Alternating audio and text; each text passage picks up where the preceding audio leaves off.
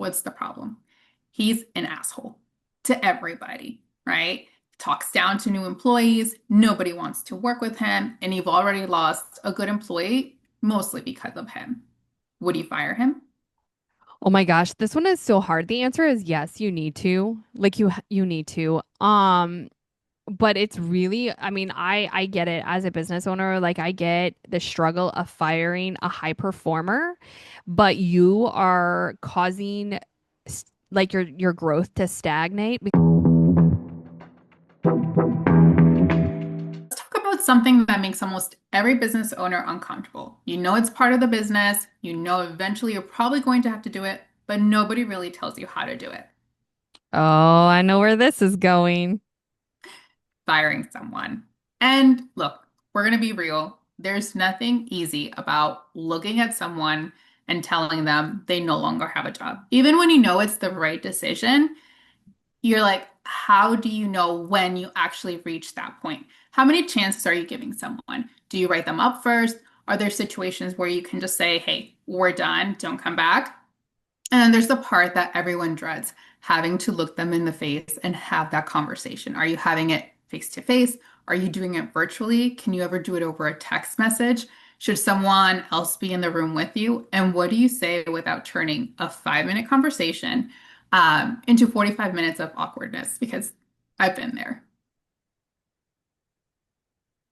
So today, we're talking about what happens before, during, and after a termination. And as usual, if you guys have watched, I'm going to put Lindsay on the spot with a few rounds of would you fire them? Oh boy. Okay. That's your job today, okay? Okay. Awesome. I just want to say this really quick. Before you go fire Bob and then say virtual equity told me to do it, please don't. We're going to talk about this from a people and business side. Every rule can be different depending on where your employees work, what's going on. So just know what applies to your business. And if something makes you stop and think like, I don't know if I can fire someone for this, that's going to be your cue to be like, let me reach out to Lindsay. Okay. So now we're going to go ahead and fire Bob. Okay. Okay. So let's start with something that's going to happen all the time. An owner calls and says, I'm done. This person has to go. Why? They're always late. They don't listen. The customers keep complaining. I keep having to tell them the same thing. They have a terrible attitude. What is my next question? If it was me, my next question would be, what kind of feedback and what kind of coaching have you already provided for this individual? Um, Firing somebody is really hard. And it's definitely hard if you fire somebody in an emotion because you're being emotional, right? Like that to me is probably worse. Like you don't want to fire somebody in the middle, like in the heat of the moment, right? That's no different than like when you're arguing with somebody and like you say something really, really mean, right? So it's always like, what kind of guidance have you provided? And what kind of coaching, in my opinion? That would be where I originally start, like asking. Yeah, and you don't need a formal corporate meeting to address something because if you own a landscaping company, you might just be pulling somebody to the side before, the crew leaves and you can just be like, "Hey, I asked everybody to be here at 7 a.m. I need you here, ready to go at 7 a.m." And make sure you ask, is something going on, right? Or maybe you own a salon and we have a few clients mention that they're waiting 20, 30 minutes after their appointment time, and I need you to start appointments on time. What's getting in the way? Those are performance conversations, right? You're telling them, here's what I see, here's what I expect, this is what's going on, and here what needs to change. So you don't have to make someone guess if they're doing something. You can straight up be like, hey, this is bothering me. Enough is enough. It needs to change, right? Another thing is, did you actually train them? And that is a huge question because, especially with small business, training can be kind of loose, right? I mean, how many times do you have someone come in and start and you're like, hey, go shadow Mike? He's going to go show you the ropes. And then the next day you're busy, you don't have time. So it's like, go shadow Sarah. Well, what if Sarah and Mike have different jobs and you're having them train someone on this, on their job and it's a different direction? And 3 months later, it's like, well, why can't Joey do this right? Because nobody really trained him and took the time to show him how to do the job. So you should be telling them, okay, this is how it's done. What's non-negotiable? What does good work look like? What does a safety procedure look like? How should customers be handled? Who's actually responsible for teaching the employee? Write it down, right? If you guys have watched a couple other of our episodes, we're going to tell you build a system, write things down. It can be a checklist, it can be a page, it can be a picture you have hanging on the wall with like this is how you do it. A quick training video. It doesn't have to be fancy. It just has to be usable.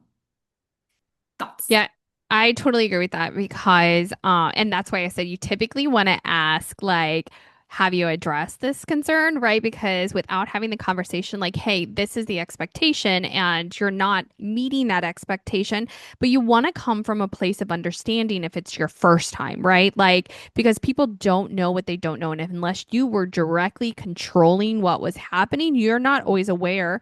And even if you are directly in control, people take in information differently, right? And so it's always like checking understanding. And that is kind of what you're doing, checking understanding. What am I missing from this situation that I'm struggling to like communicate the proper procedures and steps with this person? Like, that's really important to make sure that you didn't have a gap because you can fire this person and hire the next person and you didn't fix that gap. And guess what? Now you're firing the next person for the same reason. It's like, why is that happening? Well, there's something else that we might need to examine for sure. Yeah, you definitely can't hold someone accountable for a standard that only exists in your head. That is You true. have to put it down. Um, do you know what someone in HR, what their favorite word is? No. Yes. No. No. Why don't you tell me? I mean, I have a lot of ideas of what HR's favorite words are. They're all boring words. No, I'm kidding. Why don't you tell me? Documentation. Yeah, I Okay. was thinking that. I was like writing Right? it down was what I was thinking. Not the word documentation, which sums it up a little bit better, but writing it down. It needs to exist in written form. And if you're listening to this and you're like, yeah, no, I don't have documentation, and you're like, I'm done with this. It's like, listen, I'm not telling you to have a 17-page disciplinary form. Just write down what happened. It can be a text message, right? A note. Pull up your phone. All of us, usually have phones now. Pull up your phone and hey, on August 14th, Bob decided to be late again for the fourth, 10th time. Reminding him what time, shift starts, what he's responsible for, and we're checking back on Friday, right? That's it. That's documentation. You have something, that you can refer back to later. And you can always send a quick follow-up to Bob and be like, hey, thanks for listening today. Glad we had this conversation. Expect to see you here at 7 a.m. tomorrow, right? That's documentation. That now there's a record because in 3 months you're going to be coming complaining and be like, I've told him 100 times. And if you're talking to me, it's like, okay, well, show me those 100 times that you talked to him, right? When? What did he say? What did you tell him would happen if this continued? And sometimes documentation really just shows you, did you truly address it, right? Because you can complain about Joey 12 times and say, hey, I've talked to him, but then there's a problem. To me, if you've talked to someone 12 times about something, there's an underlying problem. Yeah, I think documentation holds you accountable. So if you're an owner, it's an accountability piece of like and if you're a manager, if you're a leader, anything, it's like that is your way of holding yourself accountable for recoaching, addressing the concern. Because as a leader, it's your job to make sure that your team, your business, everything is going in the correct direction. And by being like, well, I address that, it's like, did you point blank address that? Because again, people take information in differently. So you're assuming you addressed it in a way that they understood. Whereas, like, if you are straight up like having that conversation and then documenting that you've held yourself accountable for, hey, I've documented, I know I recoached, you know I recoached, and then now we can take it to the next step if it's necessary later, for sure. Now, are you ready for my favorite part? Yeah, sure. Let's We're hear it. gonna play Would You Fire Them? Because we Okay. turn everything into games around here now. Okay, so round one, your best employee. Okay. You own a construction company that has 8 employees, and you've got a guy who's incredible at the actual work. He's awesome. He shows up, knows his stuff, customers love him. You can put him in any job. So what's the problem? He's an asshole to everybody, right? Talks down to new employees. Nobody wants to work with him, and you've already lost a good employee mostly because of him. Would you fire him? Oh my gosh, this one is so hard. The answer is yes, you need to. Like you need to. But it's really, I mean, I get it as a business owner, like I get the struggle of firing a high performer, but you are causing like your growth to stagnate because you'll never be able to keep other people on to grow the business as well when you create a toxic environment by allowing poor behavior. Like that 100% would be my answer to that one. Did I I pass? agree. And I think a lot of times when we look at high performers, we look at what they're bringing in, but are we looking at what they're costing us, right? And that might not be monetary immediately, but you're already losing someone that, was trained, who knows how long they've been there. Nobody wants to work with them. And then how much time are you spending dealing with the behavior of someone who acts that way, right? And not to mention that you're teaching the other people that are in your organization that you allow that behavior, right? So now let me give you a plot twist. Okay. Nobody has ever actually told him that his behavior is a problem. Everyone talks about him. Nobody talks to him. Does your answer change? Yes. Yes, my answer does change. I still think that everybody deserves a chance to be like coached through situations like that, right? And you're doing people a disservice. I saw something just recently. It's where it was like not telling somebody is not being kind. Like people are like, "Well, I didn't say anything because I was trying to be nice." And it's like that's not nice. Kindness is delivering honesty to somebody in a way that is not brutal, not mean, not harsh, but from a place of like growth and understanding, right? And so everybody deserves the opportunity to choose if they're going to correct behaviors or not. Like you don't, I say it all the time, you don't know what you don't know. And so it's like disservice to somebody. I wanted to be like, it's not fair, but that just sounds whiny. It's a disservice to other people around you. And that doesn't make you kind if you're not addressing it. That is kindness. And you can do it in a very kind way as well. Yeah, I love that. I think, kindness and being nice are definitely not the same thing. And again, it would change my mind too. I think that you have to have those conversations and give that opportunity, especially for someone that has invested time, and then know that there's a difference into like what the behavior expectation is and how things will function going forward. So also being great at work isn't going to automatically make someone great for business, right? So you need to know the difference. Ready for round two? Yep. Okay. The landscaping company that you own, there is an employee who damages a piece of equipment and it's going to cost several $1,000s to fix it. Would you fire them? Oh my goodness. Um, Everything is situational. These questions are so funny because it's always situational. It depends on like what kind of training that they have. And I say that because there are certain people who have certificates in like safety and special types of training where you like that is your business to know that kind of stuff. And if you are breaking a system, you're actually like not following your own protocols, like when it comes to like OSHA and things like that, like lockout, I don't know what it's called, like tag out, lockout, things like that, right? Like there's very specific things like you have to follow. So in those circumstances, that is a little bit different, right? If it's something within your business that it's so hard. My immediate reaction is like every other business owner. I want to be like, you're out. That's it. What are you doing? Right. But again, it depends on like coaching. Is it something like situational? Like, was it really truly like an accident? Can we coach through that? Oh man, that is a really hard one though. I don't know. No, I What's the HR agree. answer? I agree. I mean, there's going to be situations depending on where you are, where, depending on what kind of accident, there might not be no other, Option. workaround that Yeah. has to be done.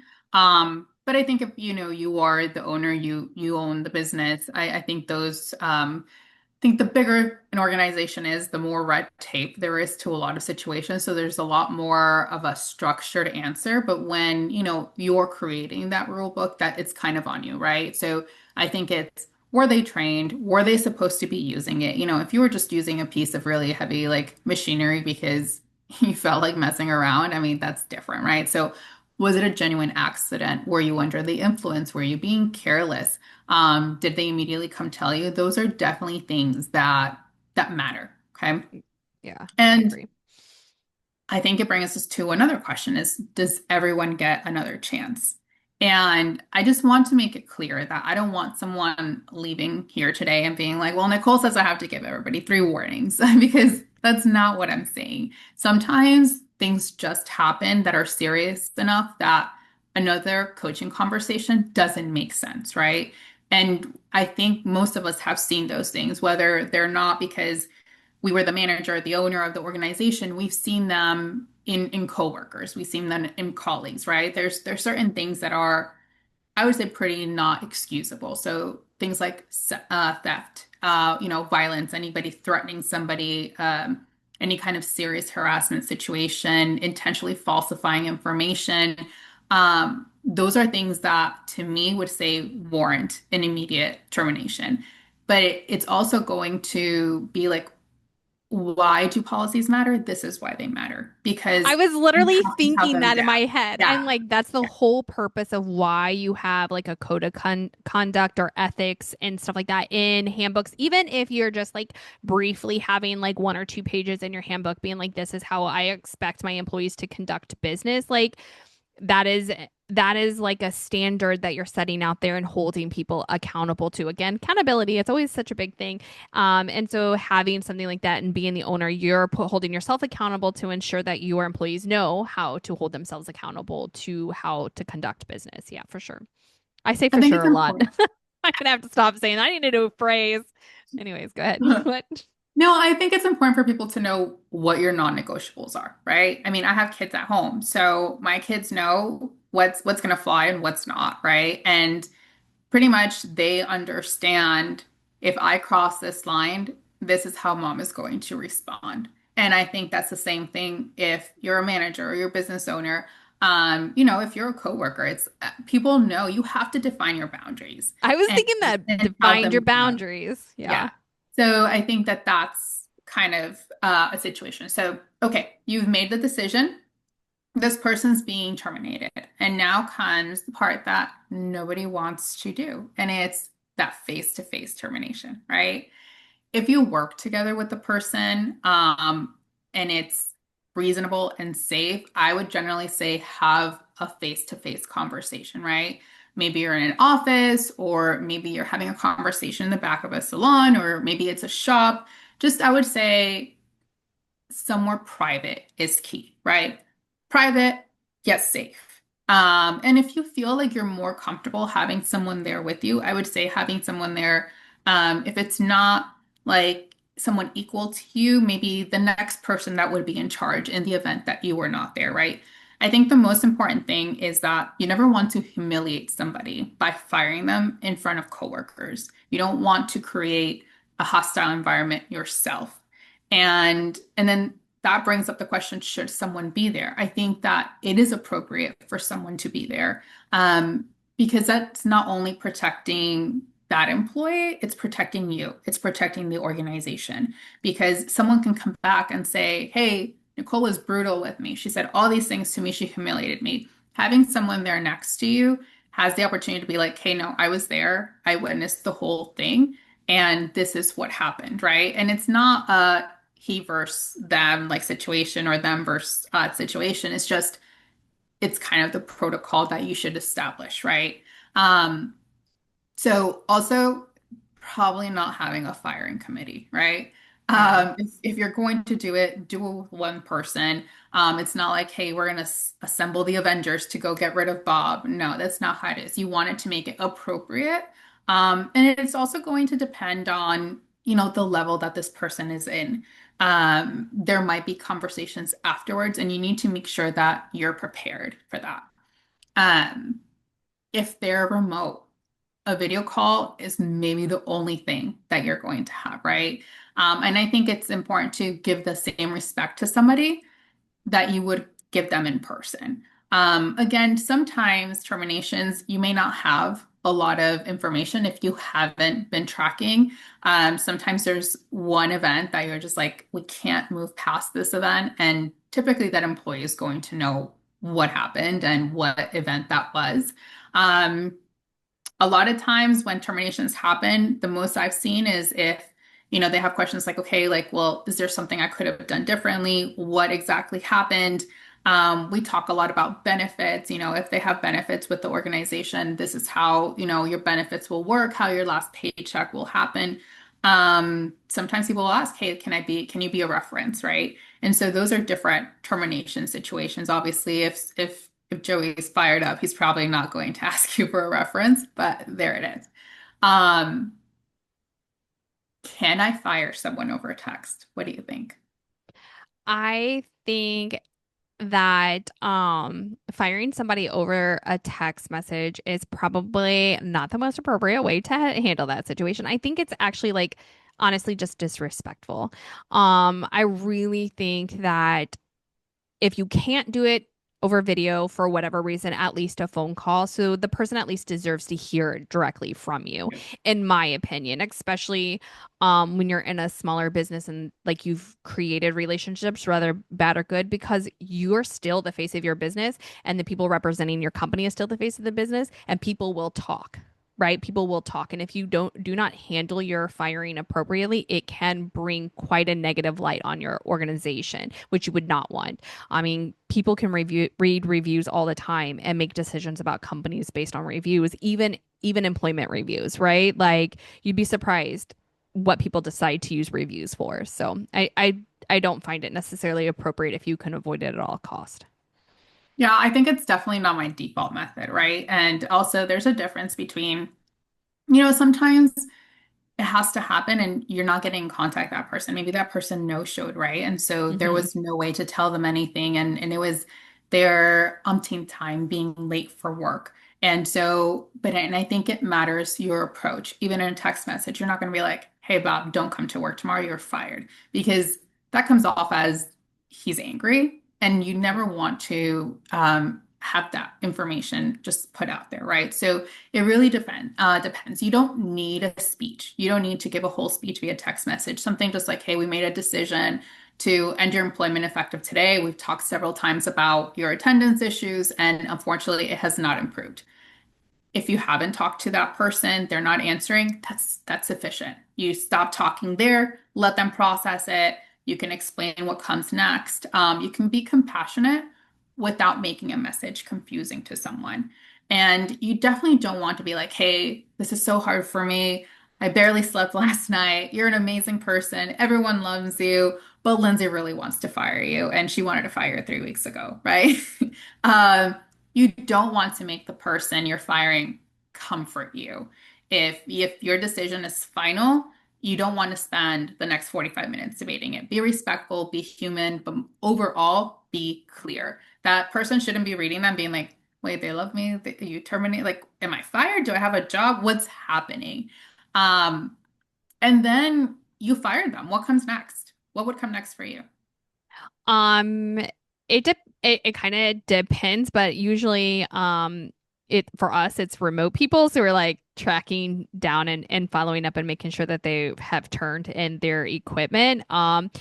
It's usually going back to the team and just having a talk about not necessarily about what they did and why they got fired, but that somebody, has been let go, and then maybe if there's a like a plan of action afterwards, like we're gonna do this or that, and then asking the team like sometimes whatever that issue was that caused me to fire them, presenting that to my team in a way that I understand that everybody else understands the role, the protocol, things like that. Is it documented? Like going back and just making sure I've crossed all my T's and dotted all my I's so that the habit does not repeat elsewhere. What else? No, you Yeah, tell me what else. I think that's great. I think, you need to make sure you know what happens to any keys, tools, truck, laptops. Do they have a company card? Do they have passwords? Do you have customer information? all of those things, like maybe create a checklist, of what someone would have before you get to the point where you fire them. Just know that you don't know how someone's going to react when that time comes, and they not be may not be cooperative with you. And so it's like, yeah, it's okay. They have thousands of dollars in equipment. They'll be fine. Well, you want to make sure you are prepared for that to happen, right? Um, it's definitely going to depend on what your operation is and what they're responsible for. Obviously, someone who is maybe, I don't know, just doing check-ins at a salon is not probably not going to have the same responsibility as your top performing, hairdresser, right? Because like you might have a lot of offboarding to do with them. So, if you're listening to this because there's someone on your team that you are struggling with, I want you to be able to start with, have I actually told them what's wrong? Did we train them? Have I written down conversations that we had? And is it a people problem, a training problem, or a process problem? And if it's serious enough that there's another chance just doesn't make sense, you don't need to turn, your small business operation into a corporate like situation where it's like, hey, I need to do all of these steps to make sure that I can keep this person. Just have a few clear expectations, a few basic processes, some documentation, and the conversations are going to be uncomfortable, right? If you listen to a couple other of our episodes, you know that a lot of times things are pretty lighthearted. This is just one of those situations where it is uncomfortable. It's not as lighthearted. No one wants to look at someone and say, you're no longer employed, regardless, right? So it is an uncomfortable situation, but if you own a business, it's kind of one of those things you have to own it and you know that you're accountable for it. Um, and if you need help, you can always reach out to us. We're available to walk you through any step of the process, and give you some guidance, have a chat, work through some of the issues that you're having. Yeah, I love that. I mean, I love what you said because it is very, very hard. I do not love firing people, but it is a very uncomfortable situation. And it is just part of being in leadership or owning a business, any of those sorts of things. And it's something that you don't get trained on, right? Like, unless you're in HR, like, you don't get trained on it. So it was really important to me that we had this conversation because I know how well you handle those kind of things. And I know that through that, you kind of help coach me on how to do it. Because, like you said, it is very, very hard. And again, if you guys need some tips or help, just reach out. We're more than happy to help because we understand like it is uncomfortable. It is not anybody's favorite thing to do. And we are definitely here to help guide you through that. Awesome. Well, thank you guys for joining today, and we'll see you next time. All right. See you guys. Bye.